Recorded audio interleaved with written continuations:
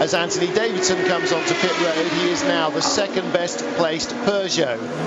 It wasn't Anthony Davidson who had the big delay. It was in fact Lloyd Duval had the big delay. However, when he came out of the garage, he was shown as fourth until two cars shot across the line while he was sitting there, so he's now gone down to sixth. Yeah. He is, however, on the same lap as... No, he's not. He's gone a lap behind Davidson and Christensen, so their recovery continues. And Davidson, who was leading when he had an electrical problem, is now up to fourth. Tom Christensen is now up to fifth. Loic Duval drops from second to sixth, rather. And that leaves Stefan Sarazan as Whisper It Now with 11 hours and 56 minutes remaining. Untroubled. The only untroubled Peugeot. So the cast iron 1, 2, 3, 4 result that looked all but a certainty in the opening hour. Fiona Miller from Risi Competizione looks a little less like even a remote possibility. It looked as though they were going to wipe the floor with Audi. Now it's starting to look furrowed brows, clinging on. I wonder if we've got a chance of still winning this. I think that's one of the beauties of the 24-hour race. You don't know, and what seems apparent in the first quarter can change at half distance and change again 3/4 of the way through the race. You never know, and also that as a team you never give up, because you don't know what's going to happen to your competitors, and you can make up an enormous amount of ground over a period of 24 hours. They look to have so much in hand over everybody else, and even today was sort of a lap in 3:19, and nobody else really was able to get down under about 3:23, 3:24, and then suddenly it all starts to unravel a little bit, and I still can't quite work out why. Well, they can't quite work out why, and the real problem for them is it's not the same problem. I think the reason it's not working out is they haven't got Fiona. I think the reason is they're not being nice enough to us. Little Ferrari battle. Pay attention, Fiona. That's one of yours. I am, yes. That's the Crane. Who's in the Crane racing car at the moment? Eric van der Poel. Oh, is it Eric van der Poel? That was the Hankook Ferrari. Yes, it was. Going past and who is in that? That's getting quite nice, actually. That is Dominic Farnbacher again, and he is fifth position in the GT2 class, and actually he's the lead Ferrari. So unfortunately he's got Giancarlo Fisichella behind him in sixth place. They're on the same lap as each other, but a couple of Porsches and those two Corvettes in front. And Hugues de Schonack explaining to someone what ain't us what is going on with the number 4 car. I had some very disappointed that. I really secretly quite fancied Hugues de Schonack's car for winning the race and taking glory for Peugeot. And of course his operation, although he's himself and the original Orica operation from Signes, they're also based here at the Techno Park at Le Mans as well, so that would have been for the Le Mans fans second best thing to a Sebastian Bourdais win, I would think. And of course Hugues de Schonack famously almost as nice as Fiona as well, so he is one of sports car racing's genuinely really nice guys, isn't he? He won in 1991 with Mazda, and he's been coming back on a fairly regular basis, particularly in the last few years, to try and do the same thing again. And actually he had a really strong shot going there for a while. I think this is one of the reasons why we all love sports car racing so much. There are some fantastic characters involved, and it's got a very warm and friendly atmosphere in the paddocks, and yet as soon as you get on the track it's an intensely fierce battle, and I think that satisfies everybody, really. I think so. Actually, it's that exact sentiment was echoed by the president of the ACO at the welcoming meeting for the teams this week.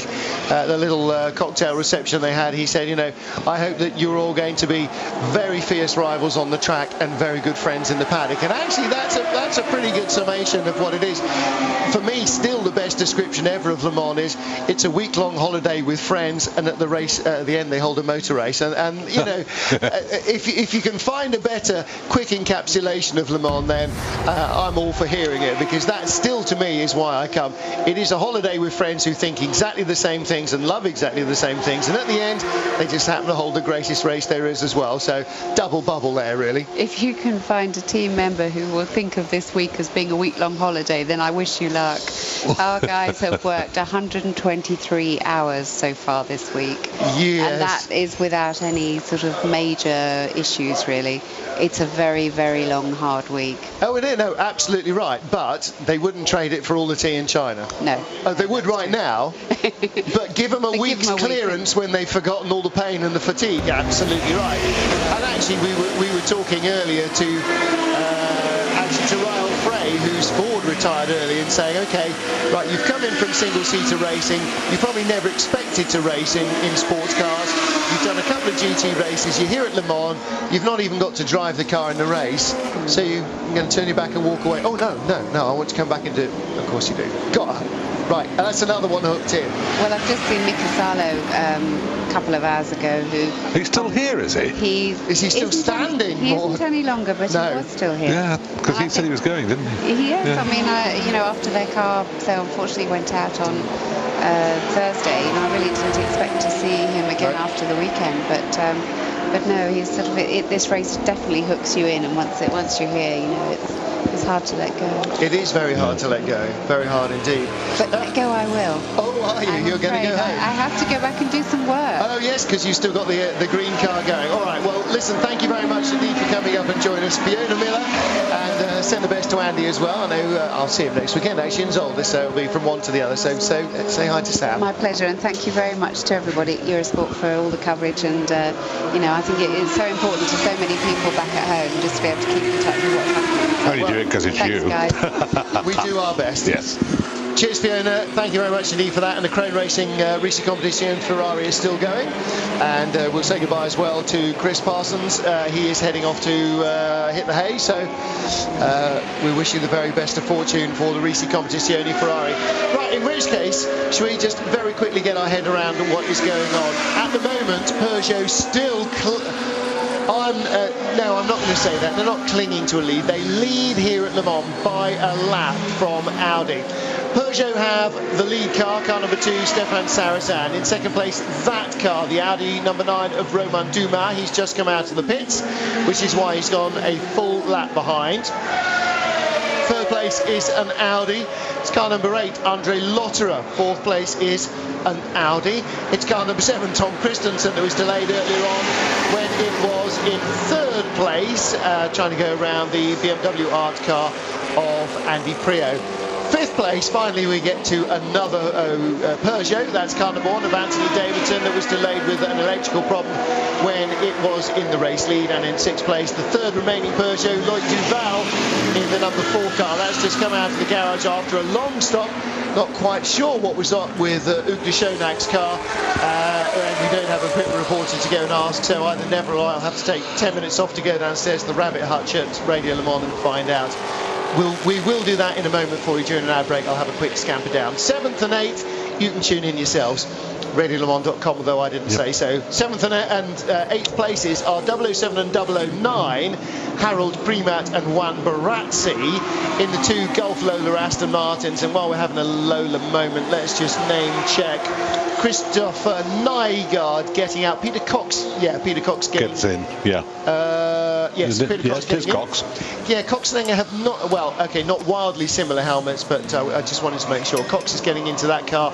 It's 4th in GT1, and that's come back because it did have a problem, didn't it, earlier on, yes, quite early. Not a GT1 yesterday. car that hasn't actually.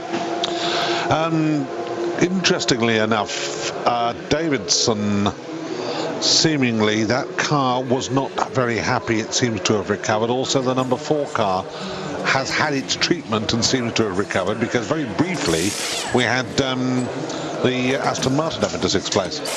Very briefly. Yes, it was very briefly, and I think Loïc Duval has managed to take that back. The Lola Aston Martin of Harold Primat is only 2.8 seconds behind, and And the reason for that is a pit stop, because it was Adrian Fernandez at the wheel of that car when Hugues de Schonag's car had its drama. So, yes, Loic Duval back up into 6th. So top half dozen are still 3 Peugeots and 3 Audis, much as they were 6 hours ago. And they're all pretty close, actually. The only difference is that the 3 Audis are now 2nd, 3rd and 4th, and not 4th, 5th and 6th. Yeah.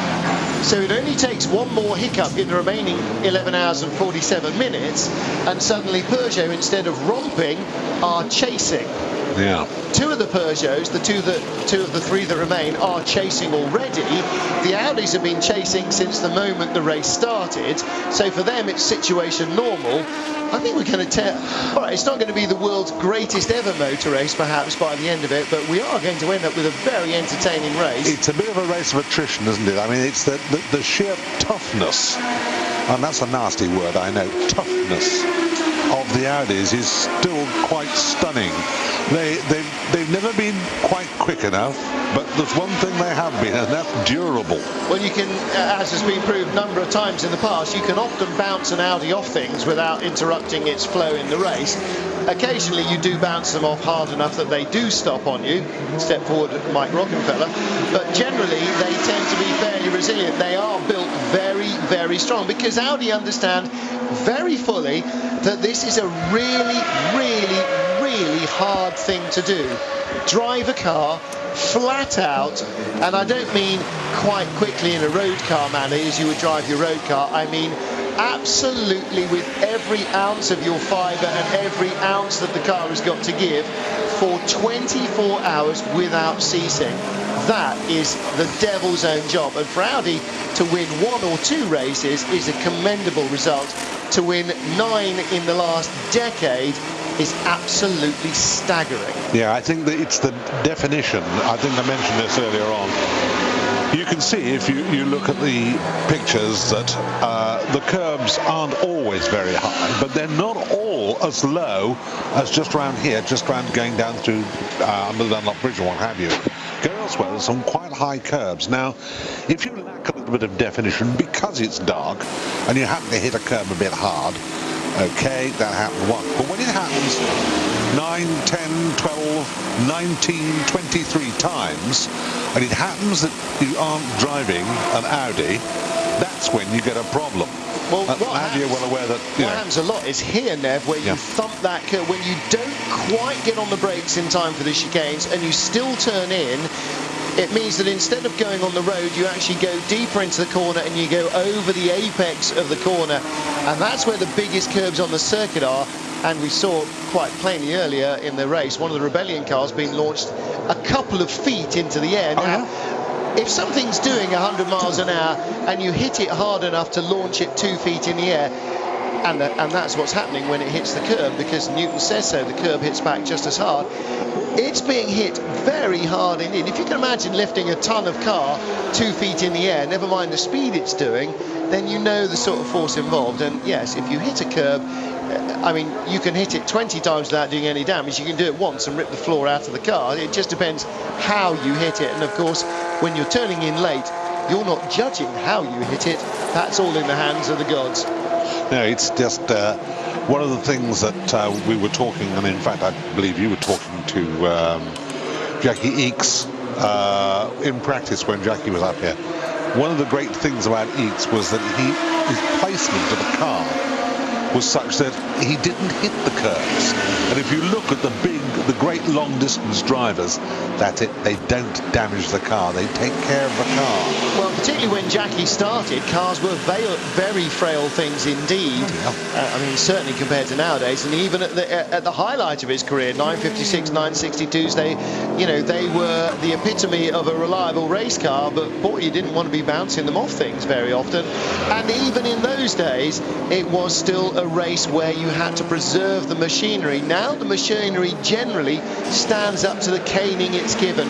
By the way, the Porsche we just saw was 3rd in the GT2 class. Mark Lieb handing over very swiftly, unless I'm mistaken, to Richard Leitz, as we watch Anthony Davidson continuing on his way in 4th place now, ahead of Tom Christensen, as those two continue to work their way back up the order. So that position is changing with pit stops.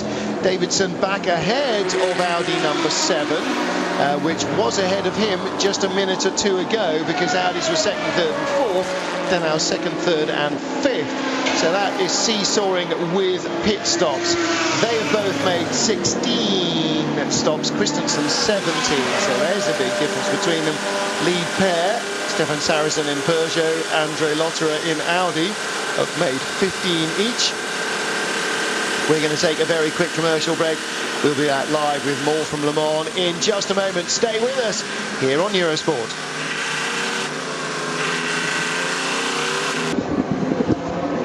Welcome back to Eurosport. Welcome back to coverage of the Le Mans 24-hour race 2010, the war of attrition. And that's what it's really becoming now, with the evening up of the battle between Peugeot and Audi. And at the moment, it's Sarrazin still holding off the challenge, but it remains to be seen whether we get any more of the dramas that seem to have affected certainly Peugeot over the last hour or so, and put us in a situation where at the moment it's splitting itself with Peugeot, then two Audis, then a Peugeot, then another Audi, and then another Peugeot. Still, we've got the Aston in the top 10, for those of you who are Aston Martin fanatics, and they still have the most dramatic and the most wonderful wail of that 12-cylinder engine. Whether those of you at home listening, you can hear it in the background, I don't know when it comes by, but it really is absolutely great. From time to time, particularly on a night session like this, one walks outside just for a few seconds or so and you hear that Aston go by, and the wail of that sound is absolutely fantastic. It reminds me so much of the days of the Matras, and we were talking about the fact that, of course, this race has had as one of its drivers an Andretti, and the Andretti family have been trying to win this race now. Both Mario tried to win it, Michael has tried to win it, Marco has come for the first time, and so far it has eluded them. And for those of you who don't know this, only one man has ever won Indianapolis, Monaco and the Le Mans 24-hour race, which were always recognised and still to me are the races to win. Well, they're still the only races that everybody has heard of. If you say Monaco, if you say Indianapolis, if you say Le Mans, people understand that you're talking about motor racing, in the same way that if you say Grand National, they understand you're talking about horses. And yeah, I mean, the Holy Trinity, Graham Hill, the only man ever to have won all three. And in fact, the drivers that have come closest have both been Americans. Mario Andretti never won here, but won Monaco and Indy. And AJ Foyt won here and at Indy, but of course never did Formula One, so never won Monaco. So, and it's it was close. A fairly unique challenge. You can't imagine a modern racing driver. I don't know. Or I suppose you almost could. If he won Monaco young enough, might go to IRL and continue a single-seater career if for some reason he ended up not being able to find a seat in a competitive car at the right time. You could see then maybe in his 30s, I don't know, any sports car driver. Villeneuve was one who looked as if he might give it a go. Yeah, maybe, yes. I suppose it could be possible these days. In those days, of course, you do all concurrently. You didn't have separate careers. Your career was your career and you did everything you could. And that is an LMP2 car. Which one is it, though? Yeah, sitting at the side of the road. Is that... Come on. I don't know. Oh, he's had it. As a marshal running to pick up a wing. That's more than sitting at the side of the road. Change for the Hankook Porsche, Ferrari even. Dominic Farnbacher getting out. And is that Alan? I'm guessing that's Alan Simonson getting back in. I would think it would be if I was the team boss. Anyway, I don't care how little sleep he's had. Get in. Car 14. It's a P1 car. It's Christian Albert, Scott Tucker and Manuel Rodriguez, Collins Audi. That's been the unfortunate one. That's had the curse on it this weekend. The 14 car was in 16th position. That is at the side of the road. Post 123, Neville Hay, is very close to here. That is in the Porsche curves. No, I don't lie. It is in the Porsche curves, yeah. Oh no, it's closer than that. Oh no, it isn't. It's the double left before karting. So it is the middle of the Porsche curves. And if he is by the wall, they'll be lucky. Yes, he has, because they were running to pick a wing up. But he's obviously come to halt. was going to say they'll be lucky to get away with the local yellow, but you can see coming out of the gap on the left by the fence is that Digger. He's come out there and he will haul him back in. That's the end of the race for that 14 car. I don't care.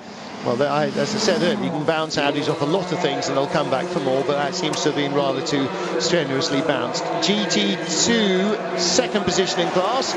Antonio Garcia out and being strapped in then. I'm going to work this out, actually. Jan Magnus. No, Johnny O'Connell. Should be Johnny O'Connell. Well, it's saying Antonio Garcia, but I don't think it's changed because I don't see why they would have re-strapped him in, and he was in the car. I didn't notice the helmet, and unfortunately Johnny O and Jan's are vaguely similar. Yeah, well, O'Connell was in the car. I think. No, I thought Garcia was in the car just now. Then Garcia has taken over, so I think he's doing his second stint. Well, you don't get your seatbelt strapped up if you're doing a second stint. No, it's Magnussen. No. Okay. Magnussen. I was trying to remember who'd gravel trapped it and whether it was Johnny O or Jan Magnussen. I think it was Johnny O, and we were talking about Jan Magnussen, which has got me out of sync. My mistake. Yeah, I knew that it was O'Connell was driving it when it went in the gravel. And I thought, in fact, that Magnussen had finished his stint. No. But I don't think he's touched it since first thing. That was Garcia getting out. Meanwhile, aside from that little confusion, here is the third-placed Audi, car number 8, Andre Lotterer.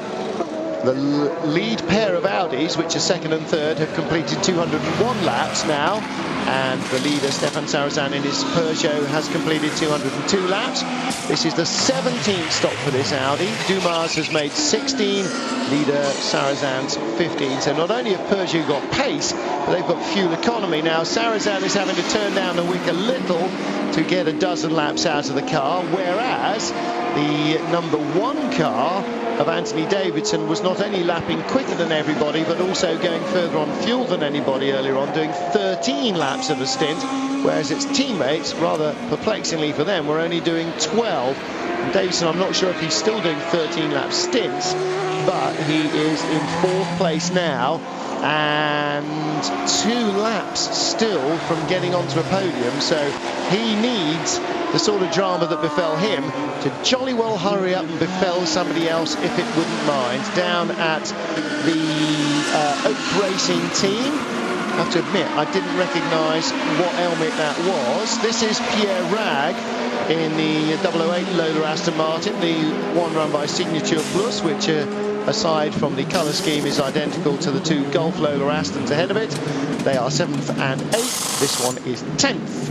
And they are the 3 best placed petrol powered cars, because all the rest of the 10, all other 7 cars are diesels, with 3 Peugeots, 3 Audi R15 Pluses, and Christian Backerud's Collis Audi number 15, which is an R10 TDI, which is now in 9th place. So the diesels, by sheer weight and numbers, Neville Hay, are almost filling out our entire top 10, curse it. Yeah, and what a change in a decade, because by 2000 the only diesels that we ever talked about was the Delatres brothers and the cars that they had driven just after the Second World War. Here. Well, no, because there was also a Caterpillar diesel engine car, wasn't there, that arrived? Yeah.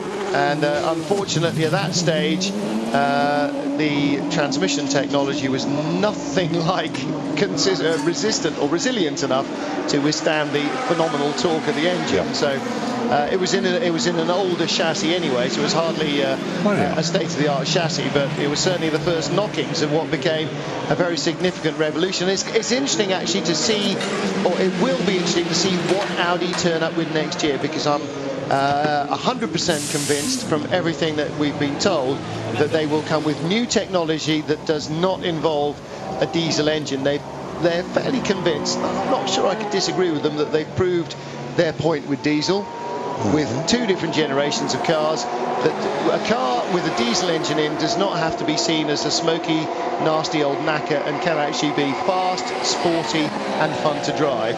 and they've really rammed that point home very succinctly, I think, by winning umpteen Le Mans. So now they're going to come with something else, and whether or not the 4 electric motor R8 that was driven around the track today by Frank Biela is any indication of where they might be going or not, only, I'm afraid, another 12 months will tell us. Now here's the answer to the who that there then Oak Racing question, because their car is coming down the pit road. Now the 2 Oak Racing cars are respectively hiding from me and also hiding from me in GT2. This is the Jean Charus car. No, it's not. It's the other car. This is 24. 24, this is, yeah. And where am I finding that? They're in 30th place. That's Richard Arnaud getting out, who is normally co-driven by Jeanne Moreau. Jeanne Moreau? Famous French actress? No, yes. Guillaume Moreau. I can't imagine her being there. Now there's a question. I now have to ask Guillaume Moreau if he's related in any way to Jeanne Moreau. It's probably like asking Guy Smith if he's related in any way to every other Smith on the planet, or any other random Smith, but there you go. It's a stupid question. They are in, and the other Oak Racing car, the number 35 car, doesn't seem to have any driver, according to timing and scoring. Apparently I have to mention Gemma and the White Hart in Gainsborough. Oh, have you just got the same text, Mr. Probably. Professionals that we are. Mine at least was on silent, Nev, during the middle of the night. Is that your boy? No, it's back again to the White Hart. Yes, all right. No, I got one from Richard saying, please mention Gemma and the White Hart in Gainsborough. That's twice, all right? So if that's not a free something or other, I don't know what. And, oh, hello, Martin Rowe, who superbly edits F3 and GT on 4, and will be working his magic on the Bilton Rallycross. Night Rallycross. Oh, great. Well, they are doing something, actually, because I spoke with number 1 son Richard earlier on today. Oh, so that must be Night Rallycross tonight. Yeah. British Rallycross Championship, exploring even more boundaries. And strange are the ways of people. Strange are the ways of man. There's the 24 car in back on its way. Hello, we've got a problem there. Yes, that's rebelling against its driver. That's the Porsche Curbs as well. Yep. Don't stop there under Neil Yarney. That's really unfair. No. He's grinding to a halt. Is that coming into the pit road? I don't think he had any alternative to stopping there. No, I know he didn't. I think he just had to stop. Come on, car, get on with it. That's got to be the Porsche Curve. Yeah. Or the entrance to the Ford Chicane. I'm not sure which. Yeah, well, marshals have come to his aid. Post 131, 13.1 kilometres in. Good Lord, it is the entrance to the pit lane. Yeah. It has ground to a halt now. Has it gone poo, I'm empty, or has it run out of something other than petroleum, like electricity? No, plenty of electricity there, lights on. Well, that's not necessarily the same thing. Running lights and running engines. Nev, put it on silent. There's enough. I will indeed. 73 is the Alphand Aventure Corvette. Now, this car at one stage was looking very strong in the GT1 class. Lost the lead to Julien Canal and crew in the number 50 Celine, and is now in the pits. So too is Christian Backerud in the number 15 Collins Audi, the car that's in 9th place overall, and stopping the 3 Lola Aston Martins from running together. No, look. Oh. Now, how tantalising is that?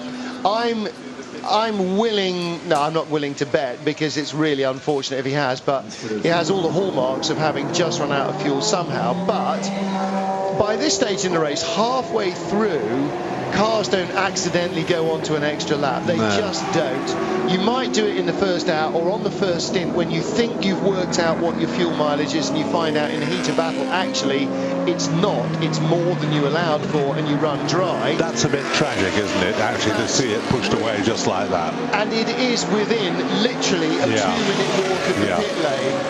That is really rotten. Now, Of course, they're pushing it out of the way to get it out of the way, not to push it into retirement.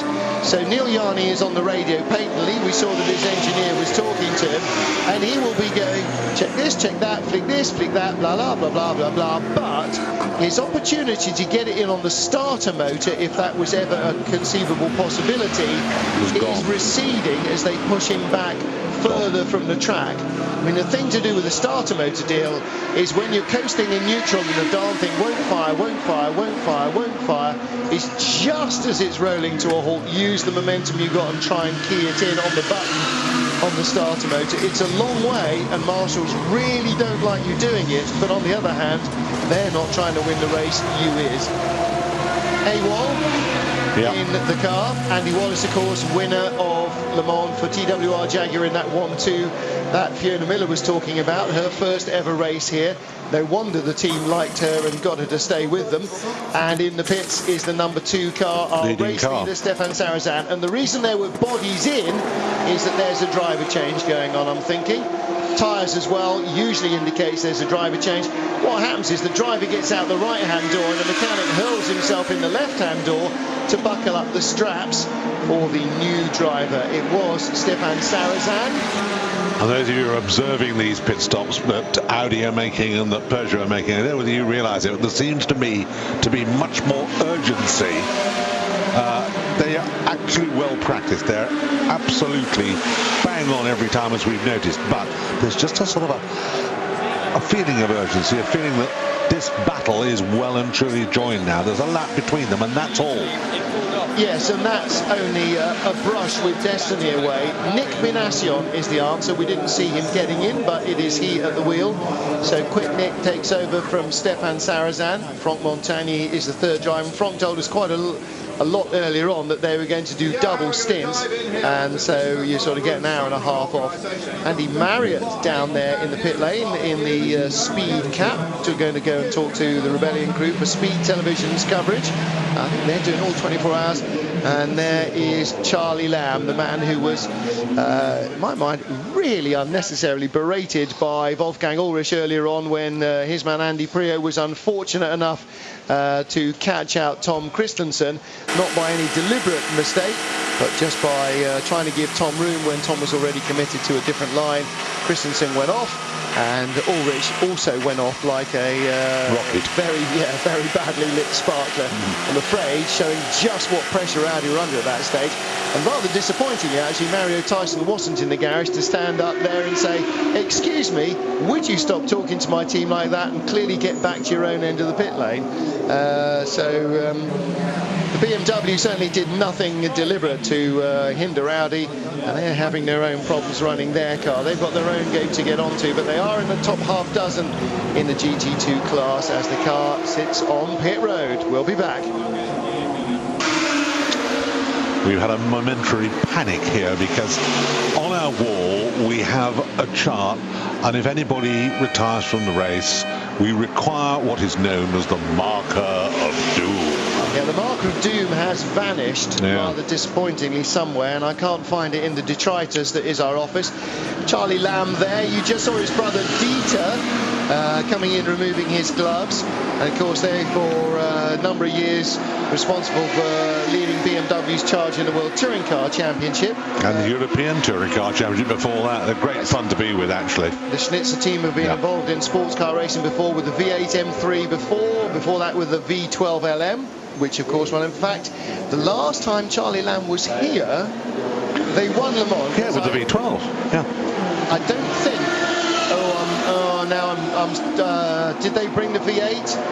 Right, answers on a postcard. No, I don't think I don't think we've had a V8 here. We had a V12. Rowe, you've got time to Google it. Did BMW win here with the V8? I know they won in the American Le Mans series with a car that they promised they'd homologate and then didn't. Oh, I shouldn't have mentioned that, should I?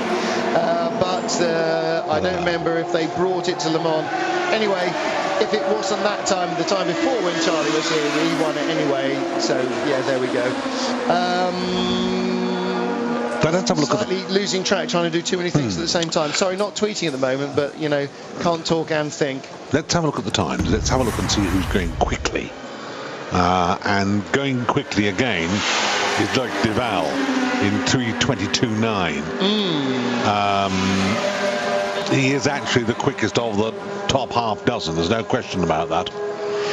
And again, you see the Peugeots are going very quickly, because Anthony Davidson doing 3:24s, but the two Audis in front of him, which are second and third, doing 3:27s. Now, you know, when we're used to talking about a 2.5 mile lap, rather, you know, Silverstone Grand Prix circuit or something like that, you know, 2 or 3 seconds a lap, actually you sort of get your lap back in quite a long time. However, when you are talking not about a 1:12 lap, but a 3:30 lap, it takes a very much longer time to make any real inroads on anybody.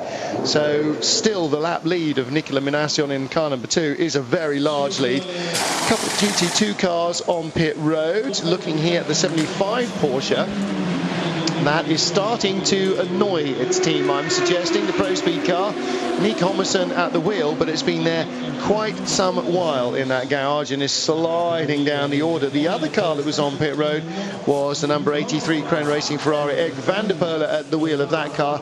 Tracy Krohn had an incident earlier where he said Pierre Bruno's car biffed him in the slow left at Indianapolis. Certainly there was bifferage, and it seemed to be fairly much 50-50. I'm sensing disconsolateness. Is that a word? Yes, it's a good word. Some disconsolation. See, consolation, yes. Disconsolation, no. Yes, despondency, I think, possibly has set in. It's all over. I walk the line. Yeah. And I'm afraid if it is all over, then it is all over for the Rebellion team, and the removal of headsets and the shaking of heads suggests that Hugh and Bart Hayden's team is done for this Le Mans, and that is really a shame, because they haven't had much in terms of luck this year in the Le Mans series. They've had a lot to show in terms of preparation and pace. They just have not been able to back it up with good luck. So I'm afraid, again, we go back to that thing. You only need 2 ingredients here, luck and fuel mileage, and they had one but not the other. So having already wielded the marker of doom over car number 13, perhaps prematurely, I'm going to run a line through car number 12 as well, and I'm going to say that it stopped on the track and has not come back in, and certainly the body language says that we will not see it or the team again. So we'll be another pair of toothless garages in the pit lane. The Brooke Laddie Ginetta Zytek is back in once more, and this car again has tumbled a little down the order since we spoke to the Ginetta boss, Lawrence Tomlinson, a couple of hours ago. Gary Challenden now dropped off page 1 down into 22nd place, and that car was in 17th, just behind Andy Wallace in the RML car. Seemed reasonably happy when it went out then, so perhaps it's got to have a chance to regain a bit of ground. Well, not particularly happy with their car on the BMS Scuderia Italia trio. Marco Holzer, Richard Westbrook, that, yes, didn't sound right the first time, and Timo Scheider. In it comes brand new Weissach car on the key. First time it's ever turned wheels was here at Le Mans. Went very well for them in practice. They got a really good setup. They were happy with their qualifying pace. They didn't extend themselves too far. They had a really good race setup. They stripped it and put in a new race engine. It's flat as a fart. It just can't pull the skin off a rice pudding. Yeah. And Richard Westbrook was saying, well, we're taking off wing so much that the thing's, half likely to take off. It's got so much negative lift and it can't get out of its own way. So now all they can do is rag it around in the hope that it will at least finish, and by dint of some decent amount of retirements, go a little further up the order. It is currently just for completists. Oh damn, it's just off the screen and I've lost it completely. 97, come to me, come to daddy. There it is. Marco Holtz was driving it. He is, 1, 2, 3, 4 now on page 1.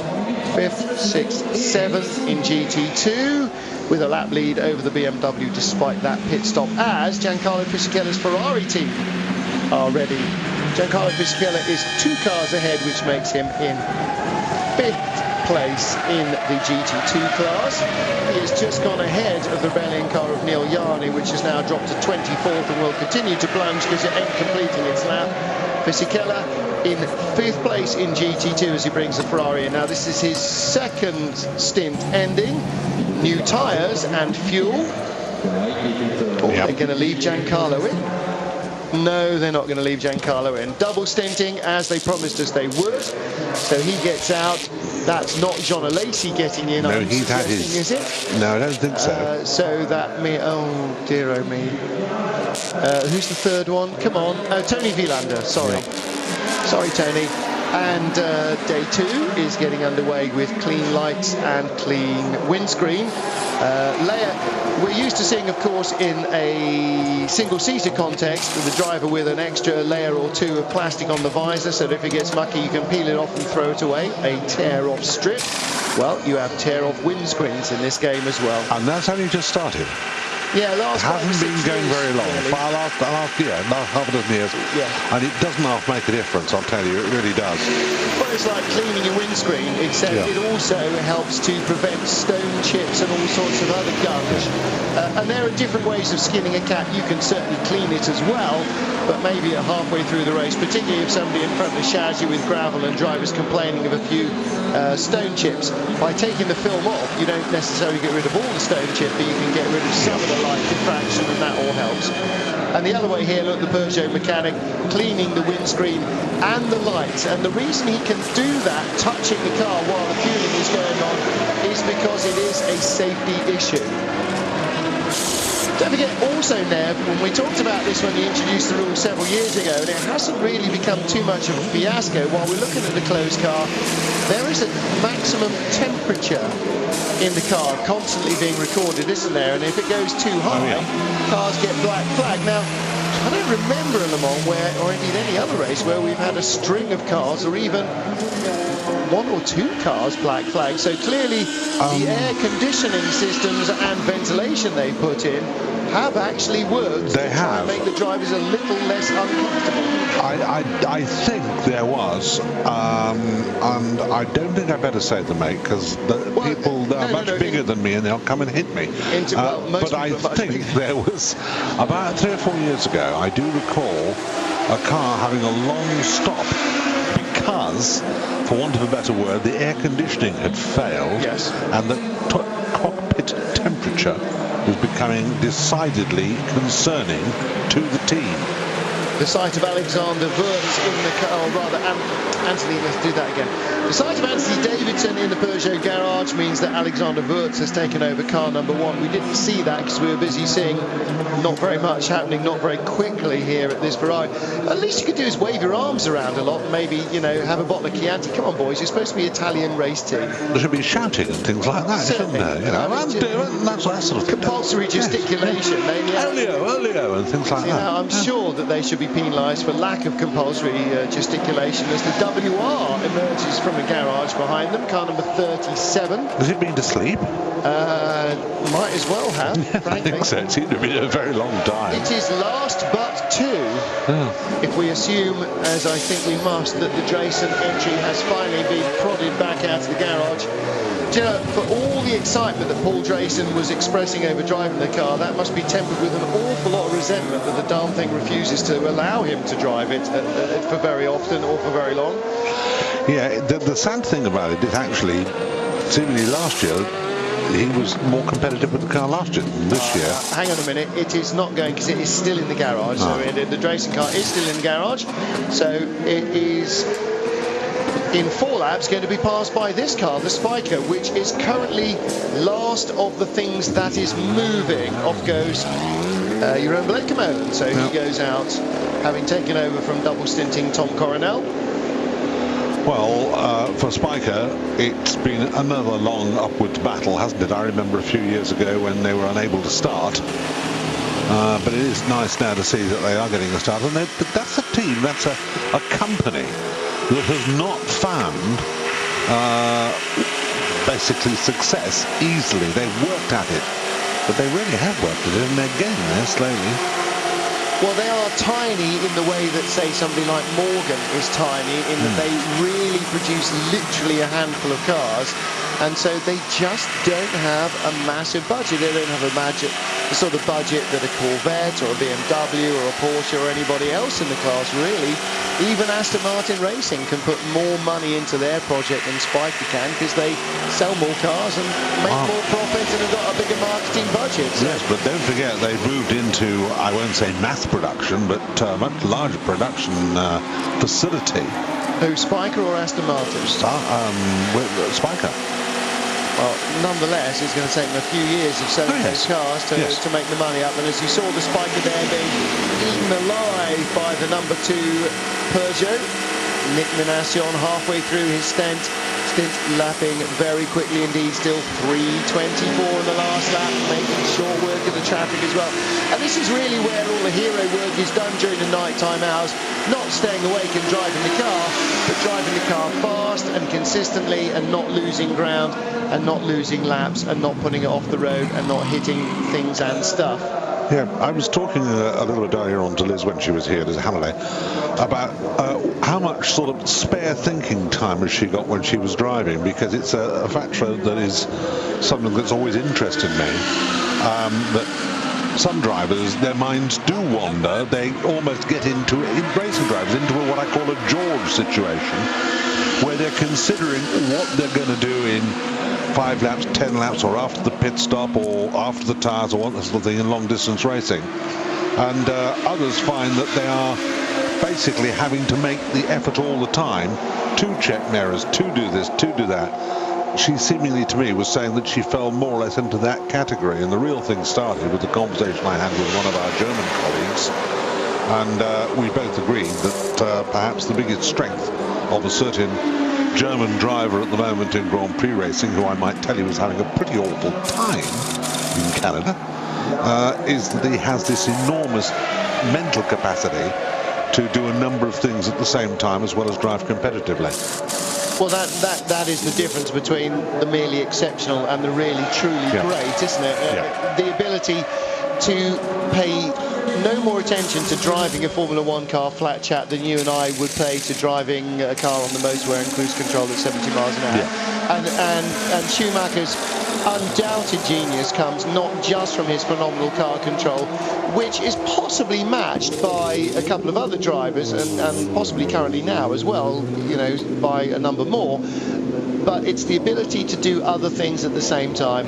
It's the, you know, rubbing your head and patting your tummy syndrome. He can do driving a car, which most people can barely do with all their cognitive powers, and then still outthink most of us as well at the same time. And that's exactly the case here with driving these cars. The very best of the best, they get into this rhythm in the car where it is, I wouldn't say it's taking no effort at all, but most of the effort that's going in is completely unconscious, and that means that their ability to calculate gaps, approach speeds in traffic, and make the most of traffic, and make sure they're held up less than other drivers, that mental capacity still remains, even though they're flat chat in these cars just the same as their rivals, and that extra processing power between the ears is what makes the difference. It is a genetic thing, just like the best sprinters, the best cycle riders, the best weightlifters are all genetically predisposed, whether or not, you know, they have any enhancement and whatever training. You've got to be genetically predisposed, and certainly racing drivers are genetically predisposed to have phenomenal computing speed between the ears, and the better the computing speed, like with all other things in life, the better the result, and that's clearly the case here. There are some drivers who can just carve through traffic like it doesn't exist, and others always seem to get the unlucky breaks, and perhaps there is a degree in that where you make your own luck, where your ability to make the judgments is entirely down to, you know, how much spare capacity you've got after you've finished driving the car, and that's, you know, like in any other form of the sport, is probably one of the overriding differences between a driver who's really, really good and a driver who's good once. we're going to see this pit stop through. Romain Dumas taking over the car, and no, in fact he's handing over the car, isn't he? He's just handed over the car that's in second place for Audi. Nick Minassian leads for Peugeot. Audi in second as Mike Rockenfeller heads out. Andre Lotter in third place. We'll be back in just a moment.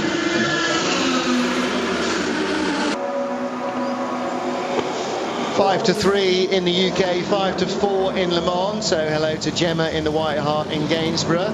The suggestion that another mention might perhaps bring forth a round of beers, I think, is particularly unworthy of the late drinkers in the bar. So get your hand in your pocket and get some money across the counter if you want to drink. Another high five from the Corvette crew. Our GT2 leader has just rumbled back out from the pit road. Ollie Gavin now at the wheel of the number 64 car in 18th place. He is now not 19th place. Teammate Jan Magnussen in second place is in 19th place. You're looking at the driver who's just stepped out of the second placed Audi car number 9. Romain Dumas being debriefed by slightly calmer looking Dr. Wolfgang Ulrich than when car number 7 was helped off the course earlier on. He's a bit happier, isn't he, at the moment? Wow. Just finishing off the story we were talking about, a certain Mr. Schumacher, who I have to tell you, folks, I've always liked to say that he is a remarkable driver, but has never been my favourite driver of his era. One of the things that I was told about him, going back now to the very early days in Formula 1, he was driving in a race, I'm not so sure it wasn't in Germany, when he lost 2 gears. And the reason why he wasn't any slower, or very little slower than he had been when he'd got them, was that he'd actually taken it on board and wasn't making the mistake of thinking, what gear do I change into? No, he just automatically thought, well, that doesn't exist, I'm going to that. That may well have been in Spain, actually, wasn't it, when he still won from Damon Hill, despite having a steering wheel change and then still not having the gears that he wanted, yes. Yeah. And again, you know, that it really, again, is a mark of ability to adapt, not just raw speed, but the ability to think your way around a problem as well as just handle your way around a problem. And good to see that the drunkards in the White Hart have managed to get their little arms into their very deep pockets. So excellent stuff there. So well done, incidentally, for staying up with them. Maybe you should have gone home at 1 o'clock, but they are, in their own sad and sorry little way, very grateful. And they will, I promise, go to bed soon. If they don't, I'll send their dad round. Nick Minassian, I can't, he's here. Nick Minassian is still our race leader then, but interestingly again, as the pit stops cycle round, we've now got Audi's second, third and fourth, car 8, car 9 and car 7. And Alexander Wurz having taken over that number 1 Peugeot from Anthony Davidson as the pit stops have cycled back. He is now back down to 5th position, and Tom Christensen is back up to 4th position. This is that car, the number 7 Audi in 4th place. And then we talked about this, the way that often a clear night, particularly after rain, and there's often a lot of that around here, then leads to a misty late night and into the early morning, and certainly seeing a lot of that, a lot of smoke there from the 75 Porsche, getting into the chicane very late in front of the Audi, and Christensen having to take some serious avoiding action there to stop ramming him from behind. Yes, he was smoke rather than mist, and actually one of the reasons why they're never going to be cursed so much with mist this morning is I'm looking at the flags, and there's quite a bit of wind around. So that might make life a little bit easier in one way, but a bit more difficult in another way. Well, the only problem is that there's an awful lot of trees around on the Mulsanne straight and around the public road parts of the course, which is about 3/4 of the race distance, of the lap distance. So unfortunately, the trees block a lot of that breeze from blowing the mist away. However, the race continues. And you saw a Rebellion crew member. I'm pretty sure now that their cars are both out of it. Neil Yarney's car hasn't moved for about 25-30 minutes. BMW still have one of their cars in the race, and the 75 Porsche, despite its best efforts, has been persuaded to return to the track. Well, loads more racing to go. We've still got 11 hours of the race, and unfortunately for Kieran Bart Hayden, that Rebellion crew One of their cars did at least make it to half distance before it decided it had really had enough, thank you very much, and could it please go to bed. So they have a late night, and unfortunately for them, no early morning and no lunchtime run up to the flag. Looks like they are out of the game. Both cars have gone. Number 13 car had already been confirmed as a retirement, and number 12 car, I'm sure they will officially post as an abandon. For the non-French speakers, that does mean retirement in the not too distant future. So we are now down effectively. Well, the last car that looks like it's running is the Spyker of Sebastian Bleekemolen, which is in 40th place. However, Paul Draysen's Lola is still, in the garage and going nowhere at the moment, and in 2 laps now rather than 4 laps as it was, Bleekemolen Spyker will move in front of it into 39th, and of course until the Draysen car fires up and moves again, it can't take up a place from Neil Yarni, so Bleekemolen will move in a couple of laps, or about 8 minutes and 20 seconds for him, give or take, out of last place ahead of Paul Draysen. So there's our running order then. Cars with the red backgrounds are in the LMP1 category, the fastest of our open and closed prototypes. Peugeot, no longer 1, 2, 3, 4, or 1, 2, 3, or 1 and 2, just 1 in front of the Audis, with the second Peugeot now down in 4th place and the third in 6th position. LMP1 class leader Nick Leventis at the wheel of the Straka Racing HPD ahead of Marco Werner. Own Racing's car in 3rd. That was Mathieu Lahaye. Don't know who's at the wheel of it now. We'll have to wait for him to come in. Olivier Clark and Andy Wallace for RML 5th in class. Gary Challendon 6th in class, a very long way down in 21st place. 31st place, that Rebellion car stopped out on the track, and below there we're really into the realms of